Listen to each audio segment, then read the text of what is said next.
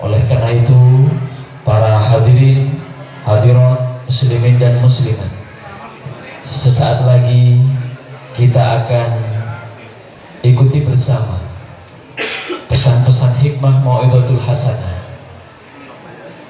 dalam rangka memperingati Maulid Nabi besar Muhammad sallallahu alaihi wasallam yang diselenggarakan oleh pengurus takmir Masjid Al-Arafah Perum Ayuban Bembaan Panji, yang akan diisi pula dengan zikir basmalah dan dilanjutkan dengan salawatul barzanji di mahallul qiyam, dan nanti akan ditutup dengan doa oleh beliau Al-Mukarram Kiai Haji Raden Ahmad Azain Ibrahim. Kepada yang kami muliakan Al-Mukarram Kiai Haji Raden Ahmad Azain Ibrahim kami haturkan. Warahmatullahi wabarakatuh.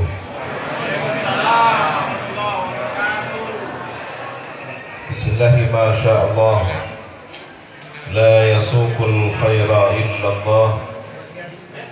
Bismillahi ma sya'allah, la yasrifus su'a illallah. Bismillahi ma sya'allah, ma kana min ni'matin faminallah. Bismillahi ma sya'allah, la hawla wa la quwwata illa billahil aliyyil azim. Alhamdulillahi rabbil alamin. Alhamdulillah alladzi bi ni'matihi tatimmus shalihat. Walhamdulillah ala kulli hal. Allahumma salli ala sayyidina Muhammad wa ala ali sayyidina Muhammad kama sallaita ala sayyidina Ibrahim wa ala ali sayyidina Ibrahim wa barik ala sayyidina Muhammad wa ala ali sayyidina Muhammad kama barakta ala sayyidina Ibrahim wa ala ali sayyidina Ibrahim fil alamin innaka Hamidum Majid. Qala rabbi shrah li sadri wa yassir li amri wahlul 'uqdatam min lisani yafqahu qawli, amma ba'du. Hadratan muhtaramin, para kiai, para tokoh agama, tokoh masyarakat yang kami hormati, kami muliakan, Kiai Haji Zaini Ridwan, seluruh jajaran pengurus takmir Masjid Al-Arafah Perumahan Ayuban, panitia pelaksana peringatan Maulid Nabi, para tokoh agama, tokoh masyarakat, Bapak Sofan Hadi beserta seluruh yang hadir, Bapak Camat Kecamatan Panji, jajaran pemerintah Kecamatan Panji yang hadir juga, seluruh RT RW, hadirin hadirat muslimin muslimat, hafizakumullah jami'an. Semoga senantiasa mendapatkan penjagaan yang terbaik dari Allah Subhanahu wa taala, zahiran wa batinan, amin ya rabbal alamin. Bidzikris salihina tatanazzalur rahmat. Mengenang kisah orang-orang yang saleh dapat mendatangkan berbagai rahmat dari Allah. Fakaifa bidzikri sayyidil anbiya'i wal mursalin wa imamil muttaqin. Bagaimana jika yang kita kenang, yang kita peringati adalah sejarah hidup kelahiran manusia agung, pemimpin para nabi dan rasul, imamnya orang-orang yang bertakwa. baginda Nabi Muhammad SAW. Tentu limpahan rahmat yang luar biasa kita harapkan mengalir setiap aktivitas kita, hidup kita, keluarga kita. Amin ya rabbal alamin. Para hadir di tempat yang baik ini bersama orang-orang yang baik, beramal baik, dengan niat baik, semoga dipandang baik oleh Allah Subhanahu wa taala. Amin. Dengan satu keyakinan bahwa langkah kaki kita dari kediaman kita masing-masing adalah mendatangkan permohonan ampun dari seluruh makhluk yang ada. Sebagaimana dikisahkan, ada seorang bernama Qabisah dari Basrah berjalan kaki menuju Madinah menjumpai sang kekasih baginda Nabi Muhammad SAW. Sesampainya di Madinah, Nabi menyambutnya dengan penuh rasa bangga dan memberikan motivasi. Wahai Qabisah, tahukah Anda perjalanan Anda dan nanti pulangnya, setiap pepohonan, setiap bebatuan, bahkan makhluk binatang yang ada di darat dan di lautan memohonkan ampun kepada Allah. Ini menunjukkan bahwa fadilah atau keutamaan berjalan menuju tempat ilmu, majelis pengajian, mendatangkan ampunan yang didoakan oleh seluruh makhluk, baik di darat maupun di lautan. Langkah kaki kita dari berangkat sampai pulang kembali ke kediaman masing-masing, tidak satupun dari kita kecuali semoga dosa-dosanya diampuni oleh Allah Subhanahu wa taala, dan tentu mendapatkan ridha pahala dari Allah Subhanahu wa taala. Amin ya rabbal alamin. Kegembiraan atas kenangan memperingati lahirnya Nabi sebenarnya adalah mengulang kembali anugerah Allah kepada umat ini. Laqad ja'akum rasulun min anfusikum azizun 'alaihi ma 'anittum harisun 'alaikum bil mu'minina. Bahwa ternyata ada seorang pemimpin agung yang diutus tidak hanya untuk umat manusia, melainkan juga rahmatan lil alamin, rahmatnya yang universal.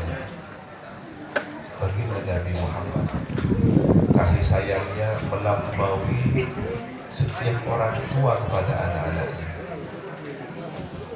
Terkadang ada orang tua hanya memberikan kasih sayang secara material saja, tidak memikirkan bagaimana spiritual anak-anaknya, tidak memikirkan bagaimana mempersiapkan masa depan anaknya setelah kehidupan di dunia ini. Mereka hanya berpikir bagaimana anak ini bersekolah, pendidikannya tinggi, bekerja, punya masa depan, selesai. Tidak berpikir bahwa masa depan isunya adalah setelah kematian. Sementara bagi Nabi, pemikiran umatnya jauh sebelum dilahirkan, setelah dilahirkan, ketika dalam masa kematian, dan hari berbangkit, hingga penentuan apakah menuju surga ataukah ke dalam neraka. Beliau pun mempersiapkan syafaatnya bagi mereka para manusia. Baginda Nabi kasih sayangnya bahkan melampaui kasih sayang diri kita sendiri pada diri kita. Contoh sederhana, Nabi memperhatikan pola hidup. Bagaimana beliau mencontohkan dalam satu bulan setidaknya ada 3 hari untuk menetralisir tubuh kita, berpuasa ayyamul bid. menjelang purnama tanggal 12, 13, 14 misalkan, atau 13, 14, 15. Ini menggantikan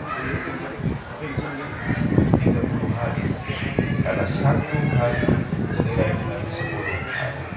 Satu kebaikan keterlibatan 10 kali lipat.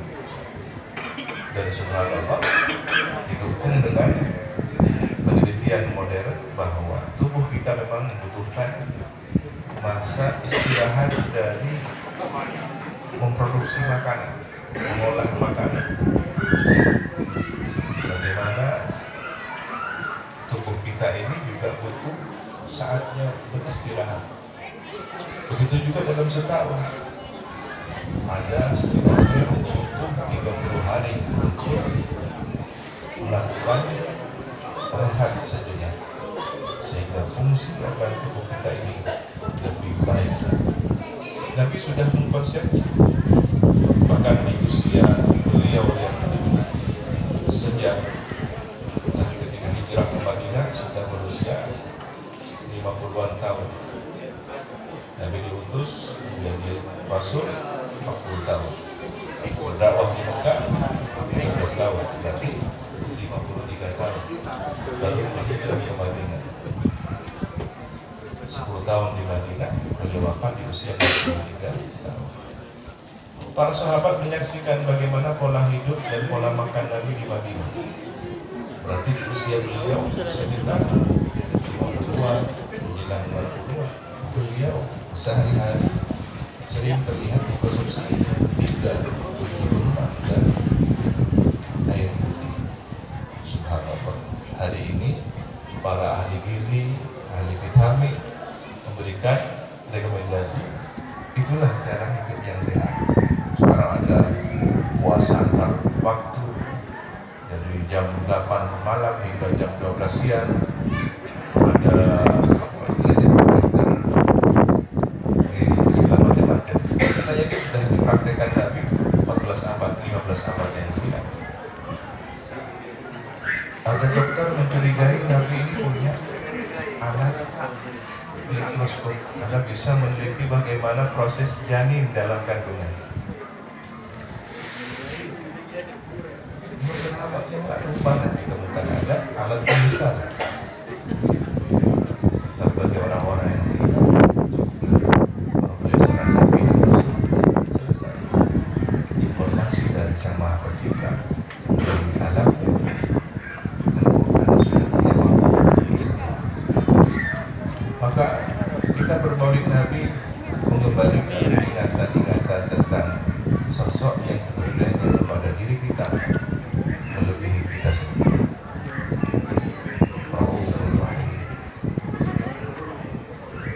Padahal sifat Rauf Rahim ini min asma'il husna, bagian dari nama-nama Allah yang terindah. Tetapi gelar ini pun diberikan kepada Nabi Muhammad SAW. Bil mu'minina Raufur, menunjukkan betapa mulia kedudukan baginda Nabi Muhammad SAW. Baginda Nabi bukan hanya diutus untuk kepentingan kemaslahatan umat manusia, tapi seluruh lapisan alam semesta. Oleh karena itu, beliau pun dimi'rajkan setelah Isra bermi'raj. Apa hikmahnya?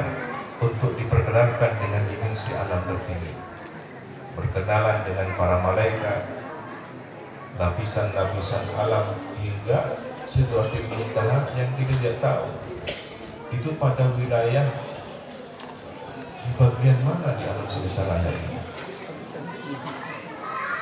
Dan subhanallah, hingga hari ini ilmu tentang alam semesta terus berkembang. Belum lagi masih terusik oleh konsep bumi datarnya, yang konon katanya di Antartika ada benua lain dan ada peradaban lain. Allahu a'lam bishawab. Tapi bagi umat Islam cukuplah kembali pada apa yang dijelaskan oleh Al-Quran, dipahami oleh para salafus saleh, para ulama kita, mufassirin, muhadithin, fuqaha salihin, bahkan kaum arifin, karena mereka lah al-ulama warathatul anbiya.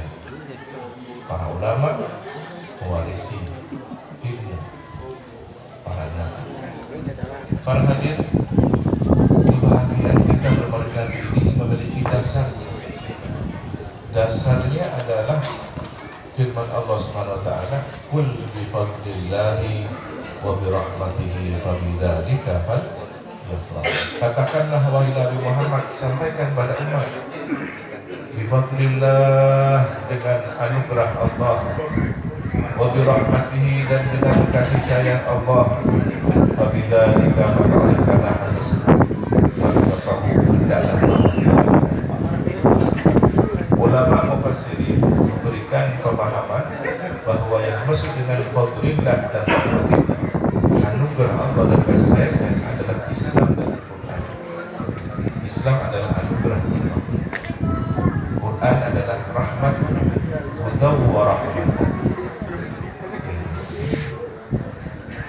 Maka ketika kita diperintah untuk menunjukkan ekspresi bahagia dengan anugerah Allah berupa Islam dan Al-Quran sebagai rahmatnya, kita tidak akan pernah mengenal Islam tanpa Nabi Muhammad.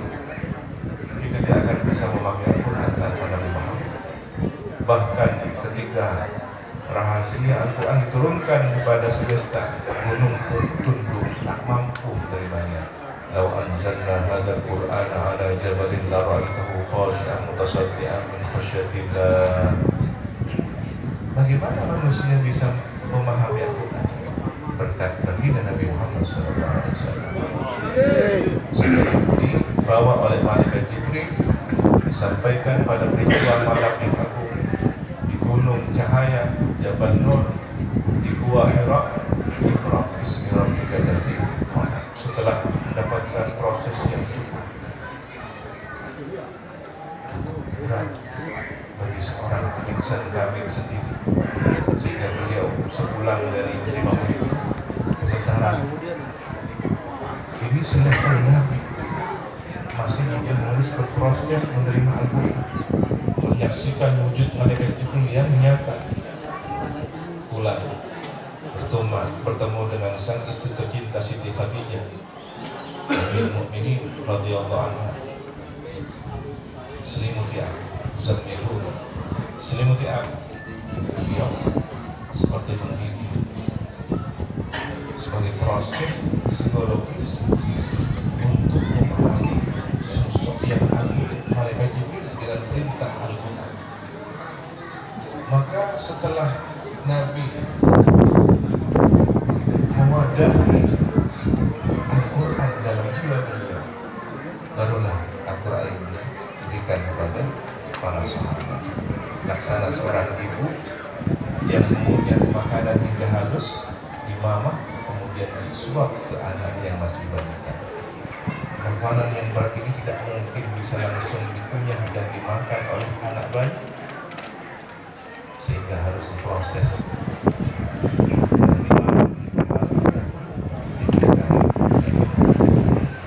Begitulah Al-Quran yang begitu agung harus kemudian diproses dalam jiwa baginda Nabi, dan setelah dari baginda Nabi diberikan kepada umatnya. Hingga hari ini pun kita bisa membaca Al-Quran dengan baik, kita belajar memahami isi kandungan maknanya dengan baik. Alhamdulillah. Shallu ala Nabi Muhammad. Muhammad sallallahu. Baginda Nabi adalah Al-Quran, akhlaknya Al-Quran, lisannya Al-Quran, perbuatannya Al-Quran. Dan ini pernah dituturkan oleh Ummul Mukminin Sayyidatuna Aisyah binti Abi Bakr radhiyallahu anha, seorang wanita cerdas, ulama dari kalangan muslimat. Beliau ditanya, "Wahai Ummul Mukminin, bagaimana akhlak baginda Nabi?" Wanita yang cerdas, berpikir cerdas, beliau memilih kata yang paling tepat untuk menjawabnya. Ini kalau dijelaskan bertahun-tahun tidak akan pernah selesai bagaimana akhlak baginda Nabi. Maka kemudian beliau pun memilih kata yang sangat tepat, ringkas dan padat. Jami'un wa mani'un, memadukan seluruh makna yang terkandung. Mani'un, mencegah dari hal-hal yang tak penting. Beliau pun menjawab, kana khuluquhul Qur'an, akhlak Nabi adalah Al-Quran. Ketika Al-Quran memerintahkan aqimus shalah, dirikanlah salat, Nabi kemudian mempraktikkannya bersama para sahabat. Sallu kama ra'aitumuni usolli. Takbiratul ihramnya, cara bersedekahnya, cara membaca Fatihahnya diingat oleh para sahabat, diperhatikan oleh para sahabat, lalu diriwayatkan dari generasi ke generasi sampai kepada kita, sehingga ada beragam riwayat karena Nabi mempraktikannya dalam situasi yang berbeda, cara yang berbeda. Sekali waktu Nabi mengangkat tangan, jemarinya sejajar dengan daun telinga. Dalam riwayat yang lain ada sahabat menyaksikan Nabi bertakbir ihram, tangannya di atas daun telinga. Ada yang sejajar dengan pundak, ada yang di depan. Dan subhanallah, ini semua diamalkan oleh seluruh umat manusia, kaum muslimin yang ada di penjuru. Mereka yang bermadzhab Abu Hanifah, sholatnya bertakbiratul ihram di depan, dan cocok untuk pengikut Hanafi seperti di daerah dingin di Turki, di mana. Jadi sholatnya karena suasananya dingin. Nah, orang Afrika pengikut madzhab Maliki, tangannya bisa sejajar dengan pundak. Afrika yang kadang suasananya panas untuk lebih longgar lagi. Dan ketika baca Fatihah tangannya dilepas. Sementara kita yang di Asia Tenggara mayoritas pengikut Imam Syafi'i. Meriwayatkan dari Imam Malik, dari gurunya Imam Nafi, dari gurunya sahabat Nabi Abdullah bin Umar, dari baginda Nabi Muhammad SAW. Jadi Imam Syafi'i ini tidak mengada-ngada, tidak mendahului Al-Quran, tidak melebihi baginda Nabi, tapi meriwayatkan dari baginda Nabi melalui jalur guru-gurunya. Apa yang dipilih oleh beliau? Cara sholatnya orang-orang Islam, sejajar dengan daun telinga, bersedekapnya di atas pusar, sehingga kita punya tradisi keagamaan dari turun-temurun mengikuti mazhab Syafi'i. Subhanallah, begitulah bagaimana khazanah Islam bisa dipahami dengan baik.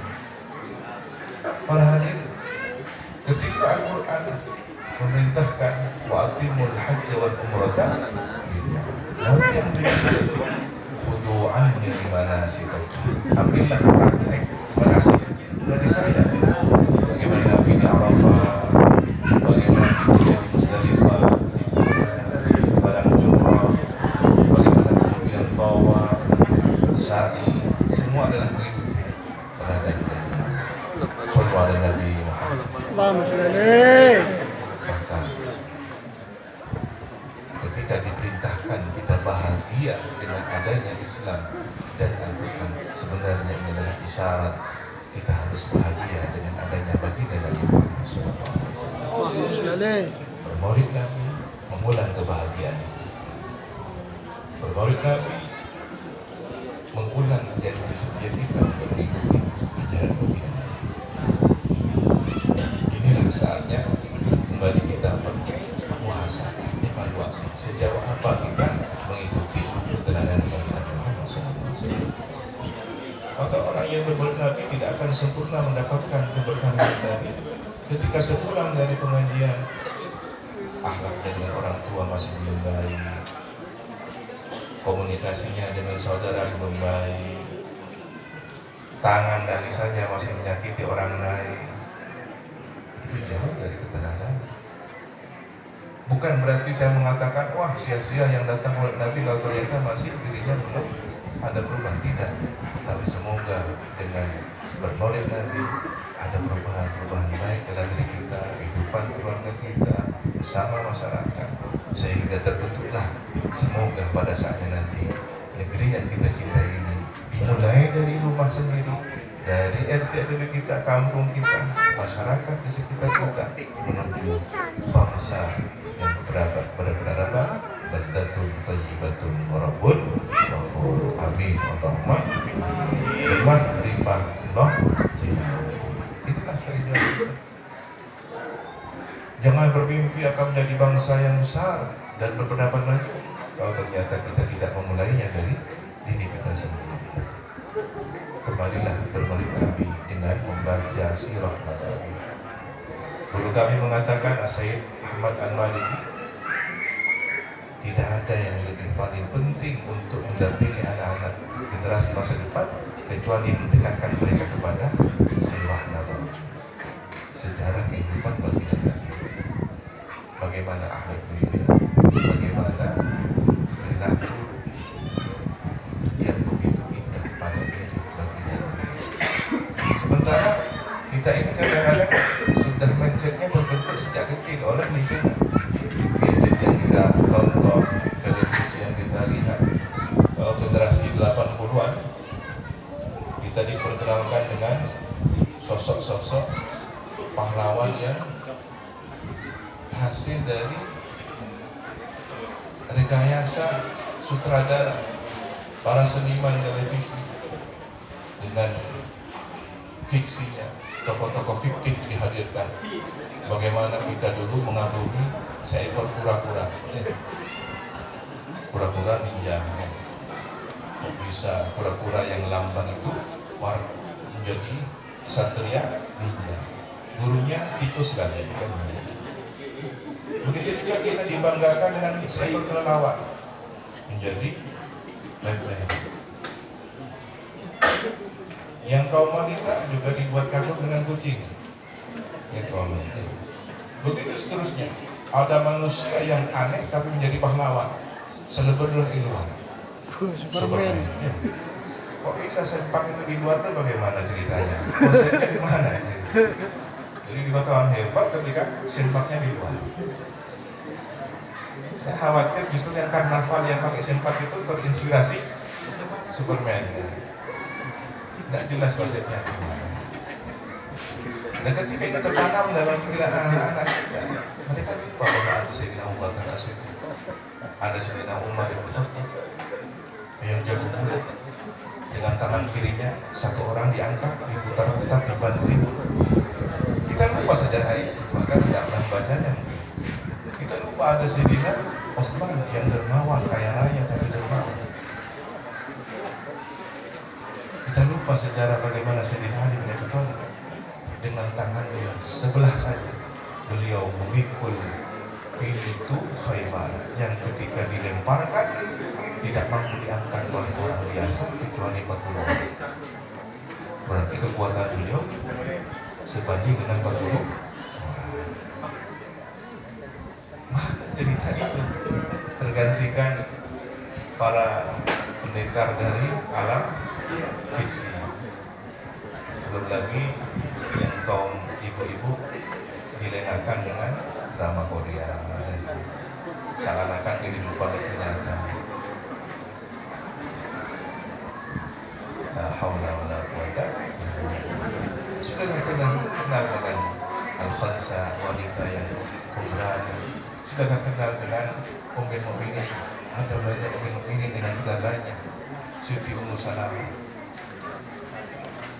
Siti Maimunah, seorang ibu yang menyantuni anaknya misalnya. Allah lebih kenal dengan mbok siapa begitu misalnya. Nah ini PR bagi kita untuk merujuk kembali biografi manaqib orang-orang saleh dan salihah. Tahukah Anda bahwa ketika membaca sejarah orang-orang saleh itu ada tentara-tentara Allah yang dikirimkan. Dari mana? Dari sejarah itu. Maka tiba-tiba semangatnya muncul, ibadahnya semakin baik. Kenapa? Dari membaca itu. Itulah tentara Allah yang dikirimkan. Tentara-tentara rahasia Allah yang secara maknawi dikirimkan dari sejarah orang-orang soleh. Al-Quran itu selain tentang hukum, tentang akidah, ada banyak sejarah orang-orang soleh. Kisah para nabi, kisah para rasul, kisah wanita-wanita soleh disebutkan dalam Al-Quran.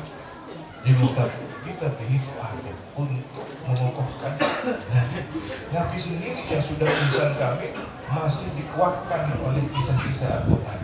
Apalagi kita yang memang harus membutuhkan asupan, berpikir otak kita ini butuh asupan. Jangan hanya kuliner kemana-mana kan, sampai kuliner ke Singapura hanya ingin mencicipi makan di Singapura, kuliner ke Maldives ke mana hanya itu makan. Hanya niatnya nawa itu an aku lillahi ta'ala. Tidakkah kita fantasiul fil ardi wabtaghu min fadlillah? Fadlun minallah itu tidak hanya harta benda, tapi tentang sejarah, tentang kehidupan, peradaban umat manusia. Ingat di dalam Al-Quran ada sosok yang tak terkenal seperti para nabi. Bukan nabi, bukan rasul, tetapi diabadikan namanya menjadi surah Luqman. Siapakah Sayyidina Luqman Hakim? Konon katanya seorang dari belahan dunia benua Afrika. Mohon maaf sampai disebutkan bibirnya tebal, kemudian kulitnya kulit orang-orang Negro, kakinya juga pecah-pecah karena banyak berjalan tanpa alas kaki. Tetapi kenapa yang secara fisik biasa-biasa saja, bahkan banyak yang lebih tampan, lebih menarik, namun namanya tidak diabadikan oleh Al-Quran. Bahkan mungkin lebih tampan Fir'aun, tapi justru dikisahkan tentang kezalimannya. Bahkan mungkin lebih tampan Abu Lahab, tapi kenapa Abu Lahab dilaknat oleh Allah? Tabbat yada Abi Lahab wa tab. Tidak ada yang sejelas Abu Lahab dilaknat oleh Allah sendiri. Ternyata Allah ingin menunjukkan bahwa manusia yang dipilihnya bukan dari fisik. Apakah kelebihan Sayyidina Luqman Hakim? Mendidik anak. Ya bunayya la tusyrik billah. Lihat bagaimana ayat 11, 12, 13, 14, 15, 16 sampai 19 surah Luqman. Itu adalah nasihat Sayyidina Luqman kepada putranya. Baca. Sempatkan sekali waktu terjemahkan kepada anak-anak kita menjelang tidur. Ini enggak kisahnya Sayyidina Luqman. Bacakan terjemahannya. Sayyidina Luqman menasihati anaknya jangan syirik kepada Allah, rendah hati kepada sesama, jangan kemudian menyombongkan diri dengan mengangkat pundaknya. Waqfid janahaka, tundukkan, rendahkan kedua pundaknya. Subhanallah. Begitulah bagaimana Al-Quran diturunkan kepada baginda Nabi Muhammad SAW untuk membimbing umat ini menuju keselamatan. Maka malam ini kita tunjukkan kebahagiaan untuk mengenang pembawa Islam, pembawa Al-Quran, baginda Nabi Muhammad SAW. Yang terakhir, para hadir, sebelum kemudian kita berpikir basmalah, Wassalamualaikum warahmatullahi wabarakatuh. Satu hal penting yang terakhir ini saya sampaikan, kita wajib bersyukur. Wajib bersyukur. Sekali lagi wajib bersyukur bahwa kita ini diberi nikmat beriman, berislam dan menjadi umat Nabi Muhammad. Apakah tidak secara otomatis kalau sudah beriman, berislam menjadi umat Muhammad? Umatnya Nabi Adam beriman, berislam. Umatnya Nabi Musa beriman, berislam. Karena Islam ini agamanya para nabi semua, para rasul. Tetapi kemudian di antara mereka yang beriman kepada nabi-nabinya tidak sezaman dengan Nabi Muhammad SAW. Maka mereka beriman, berislam, tapi belum berkesempatan menjadi umat baginda Nabi Muhammad. Yang menjadi umat Nabi Muhammad belum tentu beriman, berislam. Siapa umat Nabi Muhammad? Umat yang ada di era risalah nubuah baginda Nabi Muhammad sejak beliau diutus sampai hari kiamat. Maka dalam konsep agama ada dua kategori umat ini, ummatul dakwah, ummatul ijabah. Umat yang sudah merespon dakwah Nabi, beriman dan berislam, dan yang masih belum. Mereka yang masih perlu terus dirangkul, perlu terus diajak untuk mendapatkan, menyambut datangnya hidayah taufik dari Allah. Maka tidak mesti kemudian umat Nabi Muhammad menjadi beriman dan Islam. Maka bersyukurlah kita mendapatkan 3 kebaikan: anugerah iman, Islam, dan menjadi bagian dari umat Sayyidina Muhammad SAW. Oleh karena itu, di penghujung acara ini saya ingin sama-sama berterima kasih seluruhnya kepada baginda Nabi. Kita ucapkan ungkapan terima kasih kepada beliau. Ikuti. Bismillahirrahmanirrahim.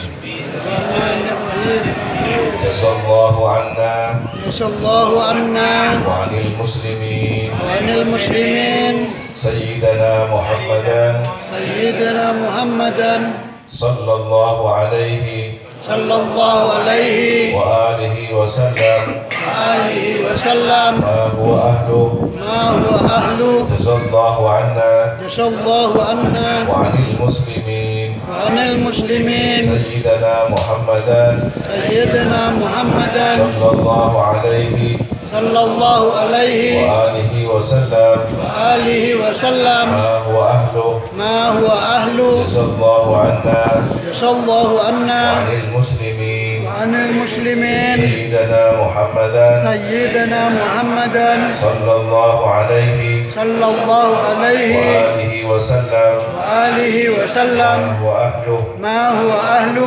Marilah kita berzikir basmalah dan tangan seraya kita berharap pertama semoga dosa-dosa kita diampuni oleh Allah. Amin.